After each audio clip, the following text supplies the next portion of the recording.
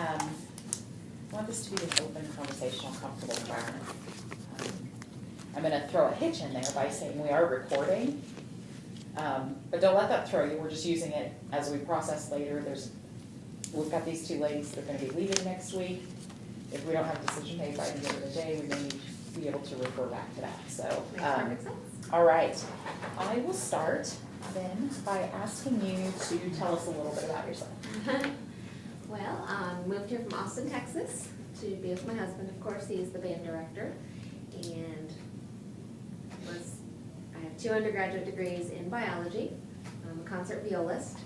And I don't know, I'm excited in the library and I love it. So I'm excited to be going to grad school in the fall for library sciences and information management.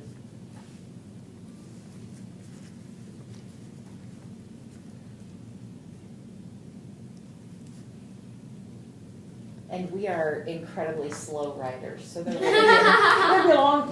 be a long pause. And I'm an incredibly fast talker. Sure, you're from New York. I did live in Long Island for a little I'll while. say my sister-in-law. Okay, Stacy, tell us about your knowledge, expertise, and previous experience that you feel will be valuable to this position. I have pretty much always worked in some capacity in a library when I was in school. In high school, I was a student aide all 4 years. In college, I was a library work study, which is great, and I loved it. I have lots of administration and office manager experience in dental offices, so I'm a go-getter and a self-starter, and I'm, happy making decisions and running things and, taking control of the situation. I have lots of database and computer experience, which is great. And I love to read.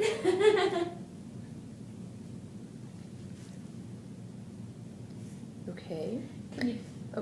I'm going to add on just a little bit to that. Mm-hmm. Can you talk to us about what you have done in the interim? In the library, or so since Some may be aware. You're not We're aware. out of clue. all right. Well, since I was started in the library, I got circulation catalog training from Pitt State, which is great because our library, I don't know if you know, operates under the umbrella of Pitt State. We're part of their consortium, which has been wonderful, and Morgan and Susan have just been great. So they came out and they did a bunch of training with me. We did an item count, and we found that we have 10,000 physical books, 9,000 digital books that our students have access to. So that made me dig a little deeper and go, digital books, do we have e-readers? No. So with Regina's help, we started an e-reader initiative, so we now have 10 Nook Simple Touch e-readers. Students can check them out just like books. We log into the Kansas Library Card System, they check out a book, we load it onto the Nook, and they get it for 2 weeks, which has been great. We're looking into redecorating and updating the actual library itself, so we got some new furniture, which is super exciting, and you guys should all come check it out. It's comfortable and wonderful, and the kids love it, which is great. Let's see. Other than helping students out, obviously checking things in and out, database research paper research, finishing up some weeding that Wendy had started before she left, which is a big project. And then the exciting thing is that I've gotten to go hand in hand with Pitt State right now. They're doing a rollout on a new ILS, which is Interlibrary System, the computer program, our cataloging and circulation program. Finally, we're not going to have a 1981 program. So Cersei Dynex was in its prime in 81, so it's a little outdated. So the great exciting thing is I've gotten to go each step of the way with them on the rollout of the new ILS, which should be on board and running in the fall. Are we safe to go on? Yes. Okay, just checking. Here. Now, I know this will be a shock, but very few students read for pleasure now. So what are your ideas for enticing students to read more? And this is a second parter. So additionally, how do you see yourself promoting ebooks and resources? So for the first part of it, with enticing students to read more, the first thing is you need to get them to the library. And that's a big deal. And I actually started doing, I don't know if you guys know, but I do Doctor Who viewing nights each week there.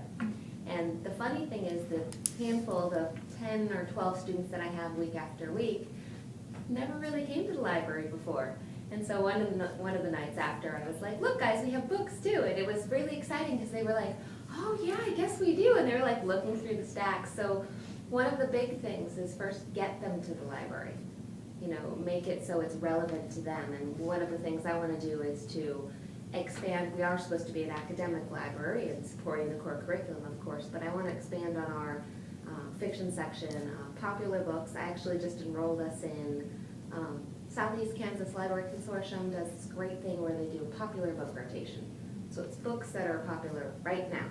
And they'll bring us 8 crates of books, and in 6 weeks' time, they take them away and bring us 8 new crates of books, which is just so much fun. And I think that if you get them up there and get them excited in something that's not necessarily academic, then they'll feel more comfortable being there for the academics and asking questions and asking for help because they're comfortable being there.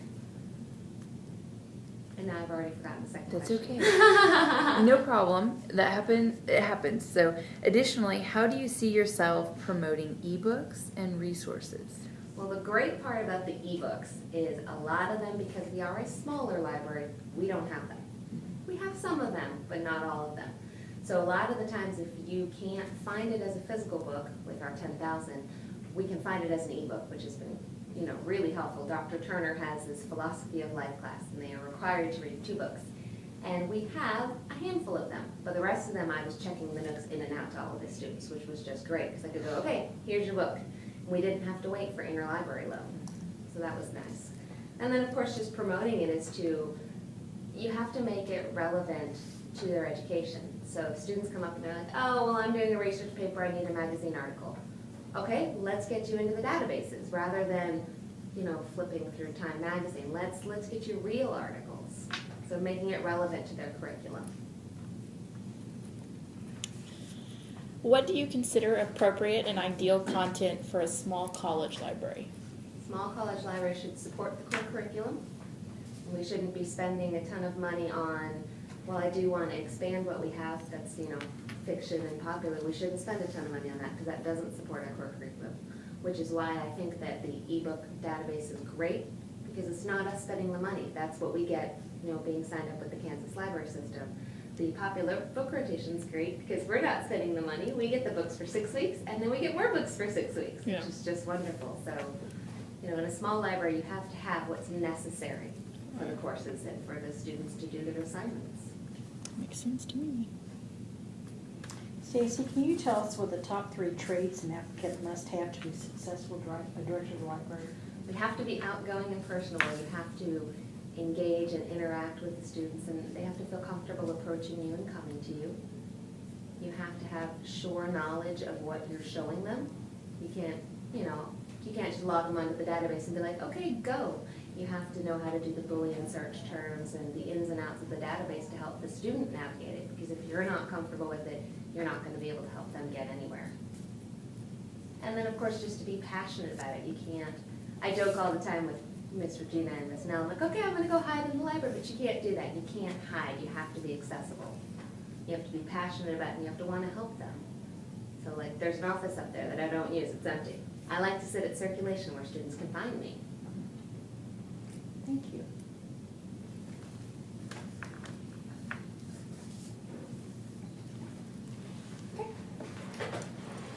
Okay, Stacy, the role and scope of our library is in transition now. We went through that about 3 years ago before Wendy came, and we're obviously going through it again. So, what do you see as the current and future role of our library and our director of library services? The current role, I think, is a little bit, shadowed. It's not being utilized fully. There's only a handful of assignments that the students actually need to come to the library for. So I definitely think working closer with the faculty to make sure that their curriculum and their assignments, go hand in hand with what the library can offer. It doesn't help if an English teacher assigns a research paper and I don't have the sources. Right. So I definitely think moving forward, the library needs to work really closely with the faculty to develop the cataloging and develop the resources that we have there to go with their assignments.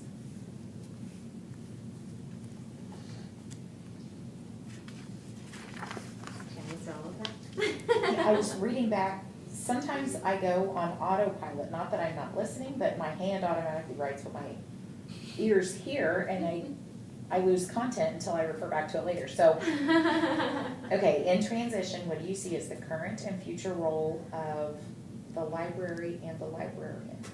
Okay, so the librarian, of course, like I said before, involved, engaged, out there with the students, with the faculty, again, not hiding, just needs to, you know, be out there.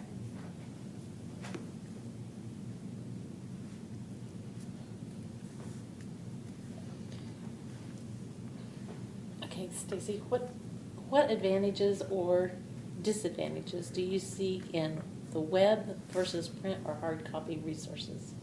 Well, one big disadvantage of web is that students automatically assume if it's on the internet, it's correct. And that's not certainly the case, especially since for some reason, some point, people decided that Wikipedia was a great place to search for things. Well, it's the first thing that pops up when you put it into Google. It ought to be a great place, right? Exactly. But the problem is, and what I tell students, I can go on any Wikipedia page and change the content. So can you, and so can you, and so can anyone. So there's no way to verify that that's accurate. So one drawback to the web search, obviously, is that it's not always right, and they need to make sure they delve a little deeper and check their sources. But of course, the benefit of that is there's an entire wealth and fount of knowledge available to them, as long as they go that extra step to make sure it's a real source. Physical source, obviously, it's, you know, it's in print, it's in your hands, you get to have it. There's no drawback of, oh, well, I can't access that when I'm at home, or the website's not loading, or copyright issues. If you've got the book, you know, you've already obtained the access to the information. Whereas so many students will go online and copy and paste things and assume that, you know, because it's out there on the web, it's okay to use. Can't do that. No. Okay, so tell us about a time when you had to deal with a difficult person, and how did you handle that situation? I have a perfect example. I had a student come up to do an assignment, ironically, one of my husband's assignments. And essentially, what he wanted me to do was to do the research for him, show him the articles, point out how it was relevant to his assignment, and then he wanted me to show him how to use PowerPoint. And instead, you know, I'm a big advocate of, you know, teach him to fish. Don't fish for him. Don't give him a fish, teach him to fish. So he was in the library a good 4.5 hours. And I spent the first 2 hours, you know, going with him. All right, so what is your assignment about? So what search terms do you want to use? What are you looking for? And he would look at me and go, oh, well, you tell me. And I'm like, it's your assignment. I'm here to help you and guide you, but not to do it for you. And there's a fine line, because a lot of students want you to do it for them. Oh, can you show me how to do this bibliography on this book? No, but I can show you the Owl Purdue website where you can look up how to do the bibliography citation for that book. So that's, you know, it was hard to get him to understand that I wasn't trying to be mean, and I didn't want to not help him, but I wanted to help him be able to do the assignment himself, not do it for him. So it took a little while, but we got there. Which research databases do you see as critical for the success of students at the community college today? ProQuest. Have to have ProQuest for those nursing students. You know, the EBSCO database is great, and we get access to that through the Kansas library card, so the good thing is we don't pay for that one. But the one that we pay for and we definitely need to keep is that ProQuest database. The amount of knowledge in that is just crazy.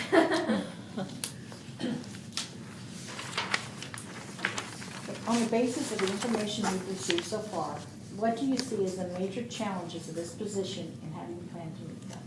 One of the major challenges is relevancy. It's making the library relevant to the school.